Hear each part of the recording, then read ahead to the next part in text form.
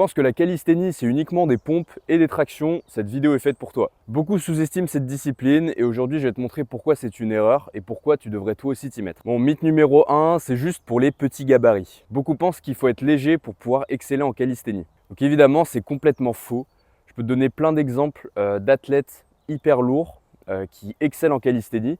On va prendre l'exemple, je vais prendre beaucoup cet exemple-là dans cette vidéo, mais de Jan Barzigel, par exemple, qui fait 1,88 m pour 95 kg et qui arrive à taper des handstand push-up à 90 degrés ou là en ce moment il est sur l'apprentissage de la planche par exemple.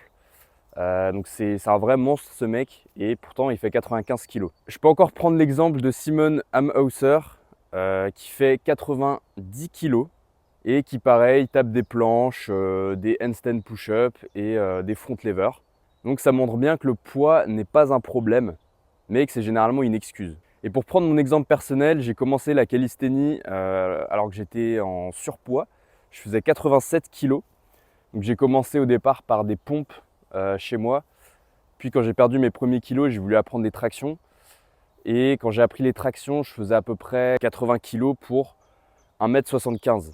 Donc ce qui est quand même vraiment que du poids, de la masse grasse quoi. Donc j'ai appris les tractions avec des élastiques de 50 kg et puis au fil du temps j'ai pu perdre du poids encore. Je suis descendu jusqu'à 75 kg. En plus de me muscler, j'ai appris 10 tractions, puis 15 et donc j'ai pu ensuite apprendre le muscle up ou encore les handstands. Donc la plupart du temps, le poids c'est vraiment juste une excuse qu'on se donne. Alors qu'en calisthénie, le poids peut s'adapter selon les exercices. C'est-à-dire qu'on va plus jouer sur l'orientation et l'utilisation du poids dans l'environnement. Typiquement, quand tu fais un front lever, tu es sur le plan horizontal. Donc là, tu as bien plus de force de bras de levier sur le dos. Donc par exemple, c'est un moyen d'augmenter sa force. Ou pareil, tu peux te délester avec un élastique comme moi j'ai fait avec mes tractions. Donc comme quoi, il y a toujours une variante que tu peux trouver afin que le poids de ton corps ne soit pas un problème. Mythe numéro 2, la calisthénie ne fait pas prendre du muscle. Alors ça, pareil, encore une fois, c'est une grosse connerie. Je vais reprendre l'exemple de Jan Barzigel, même si, bon, lui, il a quand même fait beaucoup de travail en dips lestés et en traction lestée. Il a même un petit peu de salle, il est plus sur une prog assez hybride, même s'il continue de faire de la calisthénie, donc bon, ok. Ou je reprends l'exemple de Simon Hauser qui a débuté sa transformation à 68 kg et qui est passé donc à 90 kg en l'espace de 2018 à 2025. Alors je ne connais pas tous les détails, hein, évidemment il a peut-être fait de la salle à côté, mais c'est quand même des athlètes qui ont gardé la calisthénie comme entraînement principal. On peut prendre aussi l'exemple de Cristian Mariani, donc aussi un athlète de calisthénie qui est un peu plus branché sur les concours d'endurance, donc en dips, en traction muscle up, etc. Qui a clairement développé un physique massif grâce à la calisthénie.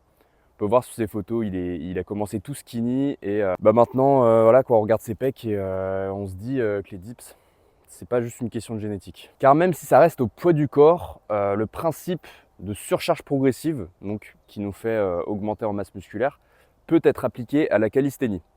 Donc soit en augmentant par exemple le volume, le lest, donc le poids, ou plein d'autres combinaisons en fait, qui fait qu'on va pouvoir augmenter l'intensité et évidemment avec tout ce qui s'ensuit, c'est-à-dire une bonne diète et une bonne progressivité dans l'entraînement.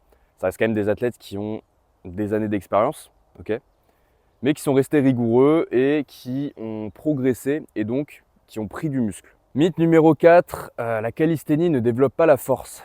Est-ce que j'ai vraiment besoin de le développer? Donc évidemment, la calisthénie entre les planches, les tractions à un bras, les pompes à un bras, les front levers, les pompes en handstand, enfin bref, il y a des milliers de mouvements qui prouvent que tu progresses en force. Alors évidemment, si tu les compares à des powerlifters ou des haltérophiles, il y a deux notions qu'on doit comparer. La notion de force absolue et de force relative. La force absolue, ça va vraiment se mesurer sur la quantité totale de poids soulevé. Donc là, évidemment, les sports de force brute, comme le powerlifting ou même l'haltérophilie, c'est sûr que là, niveau force absolue, c'est supérieur.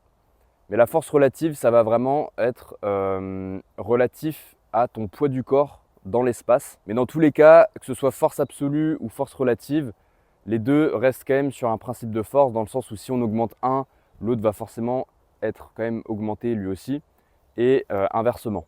Mais en tout cas, pour répondre à la question de si la calisthénie augmente ta force, on a clairement la réponse. Parce qu'encore une fois, il y a un principe également de surcharge progressive qui permet d'augmenter l'intensité en force pour pouvoir toujours évoluer. Donc maintenant, pourquoi est-ce que toi tu devrais essayer la calisthénie? Tout d'abord parce que tu n'as pas de matériel, ok, ça c'est super pratique. Tu peux t'entraîner dehors au soleil, c'est magnifique. Un parc de street, ou même du petit matériel, des bandes élastiques, des anneaux, etc. C'est vraiment infini. Il y a vraiment plus de possibilités qu'en musculation. Et c'est ça qui fait la beauté de ce sport. Mais d'un point de vue purement bénéfice, on va avoir le travail de mobilité et de contrôle du corps qui va être super important et qui va être développé en calisthénie qu'on ne retrouve pas en musculation. Et c'est sûr que d'un point de vue longévité, c'est bien plus intéressant. Alors ok, on va me dire que les articulations, elles prennent bien plus cher en calisthénie, notamment les épaules, avec les planches, les handstands et plein d'autres figures hyper traumatisantes pour les articulations, même les poignets. Mais c'est sûr que de bosser sa mobilité et le contrôle de son corps, à partir du moment où on ne surcharge pas trop ses articulations, ça va être purement bénéfique pour la santé. Et ce qui est fabuleux avec ce sport, c'est que tu peux aussi combiner différentes pratiques. Donc tu as dû sûrement voir les différences entre la calisthénie endurance, où là c'est vraiment plus du poids de corps et il faut faire le plus de reps possible. L'endurance lestée, enfin la calisthénie lestée, donc le street lifting, où là c'est sur des mouvements de calisthénie, style dips, traction, muscle up, squat. On va essayer de soulever le plus de poids possible. Et la calisthénie plus figure, plus statique, où là c'est vraiment des figures acrobatiques qu'on va essayer de tenir. Même aussi le freestyle, il me semble que le statique et le freestyle c'est pas pareil. Je suis pas pro là-dessus donc je pourrais pas te dire. Mais bref, il y a mille et une manières et mille et un bénéfices que tu peux tirer de la calisthénie. Et donc c'est comme ça que j'ai créé et développé ma méthode hybride, donc qui permet de coupler l'entraînement de calisthénie et ses bénéfices avec également ceux de la salle pour pouvoir obtenir le meilleur des deux mondes finalement. Donc surtout, ne te restreins pas à une seule discipline, essaye plein de choses. Tu peux combiner aussi bien un objectif en calisthénie qu'un objectif en musculation.